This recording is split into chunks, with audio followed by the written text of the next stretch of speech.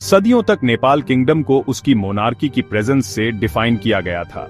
Shah dynasty, जिसने 1767 में नेपाल के यूनिफिकेशन के बाद से हिमालयी देश पर राज किया था, सिर्फ एक पॉलिटिकल इंस्टीट्यूशन नहीं थी, यह देश की सोल थी।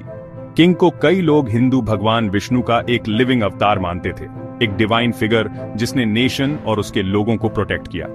इस डीप सीटेड रेवरेंस का मतलब था कि रॉयल फैमिली को हाईएस्ट एस्टीम में रखा जाता था। स्टेबिलिटी, ट्रेडिशन, नेशनल आइडेंटिटी, जिसने डे टू डे पॉलिटिक्स के एवर शिफ्टिंग लैंडस्केप को ट्रांसेंड किया।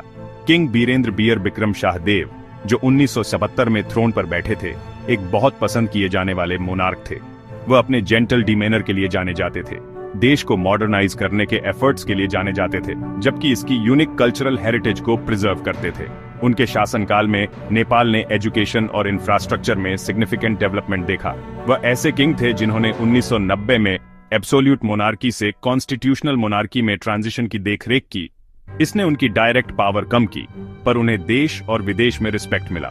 क्वीन ऐश्वर्या राज्य, लक्ष्मी देवी शाह, एलिगेंस और स्ट्रैंग विल की एक फिगर थी।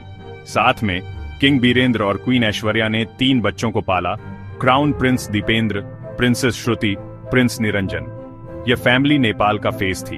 उनके पोर्ट्रेट्स किंगडम भर के घरों और दुकानों में सजे रहते थे।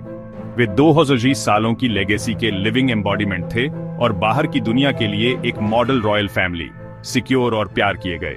हालांकि स्टेबिलिटी की इस परत के नीचे पैलेस की दीवारों के अंदर तनाव चुपचाप सुलग रहा था।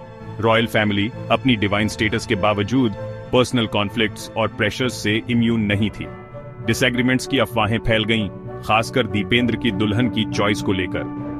कोई प्रेडिक्ट नहीं कर सकता था कि ये डिस्प्यूट्स इतनी कैटास्ट्रोफिक इवेंट में बदल जाएंगे कि यह फैमिली को तोड़ेगा और नेशन के कोर्स को इर्रेवोकेबली बदल देगा। 2008 में जून का पहला दिन बाकी दिनों जैसा ही शुरू हुआ, लेकिन यह अकल्पनीय हॉरर में खत्म होने वाला था। उस शुक्रवार की शाम को काठमांडू के नारायणहिति पैलेस में एक customary royal family gathering schedule की गई थी। ये गेट टुगेदर एक रेगुलर ट्रेडिशन थे। इस खास शाम को एटमॉस्फेयर रिलैक्स्ड होना था। गेस्ट्स आए, ड्रिंक्स सर्व किए गए और कन्वर्सेशंस फ्लो हुए। मौजूद लोगों में किंग बीरेंद्र, क्वीन ऐश्वर्या, उनके बेटे crown prince Dipendra, prince Niranjan और उनकी बेटी प्रिंसेस श्रुति, साथ ही कई अन्य क्लोज रिलेटिव्स भी थे। सर्वाइवर्स के आई विटनेस अकाउंट्स के अनुसार क्राउन प्रिंस दीपेंद्र ने बहुत शराब पी थी और वह एरेटिक बिहेव कर रहे थे। उनका बिहेवियर इतना कंसर्निंग था कि उनके पिता किंग बीरेंद्र ने उन्हें पार्टी छोड़ने के लिए कहा। उन्हें उनके भाई प्रिंस निरंजन द्वारा उनके प्राइवेट चैम्बर्स तक एस्कॉर्ट किया गया। ऑफिशियल रिपोर्ट में कहा गया है कि दीपेंद्र अपने कमरे में भेजे जाने के बाद अपनी मंगेतर देवयानी राणा को फोन किया और फिर खुद को आर्म्ड कर लिया। उन्होंने मिलिट्री फैटिग्स पहनी और कई हथियारों के साथ पार्टी में वापस आए, MP5 के सबमशीन गन और M16 राइफल। शाम की शांति अचानक गोलीबारी से टूट गई। दीपेंद्र कथित तौर पर बिलियर्ड रूम में गए जहां उनके पिता थे और उन्हें पॉइंट ब्लैंक रेंज से गोली मार दी। जैसे ही अन्य परिवार के सदस्यों ने अविश्वास और आतंक में प्रतिक्रिया दी, प्योर अराजकता और दहशत का एक दृश्य सामने आया। क्राउन प्रिंस ने फिर अपने हथियारों को अपने रिश्तेदारों पर घुमाया। क्वीन ऐश्वर्या और प्रिंस निरंजन गोलियों की आवाज सुनकर बगीचे में भागे, लेकिन दीपेंद्र से उनका सामना हुआ, जिसने फिर उन दोनों को गोली मार दी। नरसंहार कई भयावह मिनटों तक चला, जिसके बाद मौत और विनाश का एक निशान छूट गया। अपने परिवार को तबाह करने के बाद क्राउन प्रिंस दीपेंद्र पैलेस के बगीचे में एक नाले पर एक छोटे पुल पर गए और खुद को गोली मार ली। रॉयल पैलेस की इडिलिक सेटिंग एक खूनी क्राइम सीन में बदल गई थी और नेपाली मोनार्की का दिल एक ही खूनी कार्य में चीर दिया गया था। उस रात तबाही का पैमाना चौंकाने वाला था, अपनी पूर्णता में लगभग बाइबिल जैसा। कुछ ही मिनटों में नेपाली रॉयल लाइन की पूरी जनरेशन खत्म हो गई। प्राथमिक विक्टिम खुद सम्मानित मोनार्क किंग बीरेंद्र थे। उनके साथ उनकी फॉर्मिडेबल वाइफ क्वीन ऐश्वर्या ने भी अपनी जान गंवा दी। उनकी मौत विशेष रूप से क्रूर थी, क्योंकि कथित तौर पर उन्हें कई बार गोली मारी गई थी जब वह अपने बेटे का सामना करने की कोशिश कर रही थी, जब उसने पहले ही किंग को मार दिया था। रॉयल कपल के बच्चे भी हमले में मारे गए। प्रिंस निरंजन, छोटे बेटे, को तब मार दिया गया जब वह अपनी मां को गोलियों से बचाने की कोशिश कर रहे थे। उनकी बहादुरी का कार्य उनके चरित्र का एक अंतिम दुखद प्रमाण था। उनकी इकलौती बेटी प्रिंसेस श्रुति, 2 छोटे बच्चों की मां, भी घातक रूप से घायल हो गईं और अस्पताल में उनकी मृत्यु हो गई। किंग, क्वीन और उनके 2 छोटे बच्चों का नरसंहार डायरेक्ट रॉयल लाइन का लगभग पूर्ण विनाश था। वह परिवार जो एक राष्ट्र का चेहरा था, हमेशा के लिए चला गया था। गैदरिंग में मौजूद रॉयल फैमिली के अन्य सदस्य भी इस पागलपन का शिकार हुए। प्रिंसेस शारदा, किंग बीरेंद्र की बहन, मारी गईं। उनके पति कुमार खड़गा दोनों मारे गए। प्रिंसेस शांति, किंग की एक और बहन, की भी हत्या कर दी गई। जयंती शाह, किंग के फर्स्ट कजिन, नरसंहार के एक और शिकार थे। कुल मिलाकर हमले में रॉयल फैमिली के 10 सदस्य मारे गए।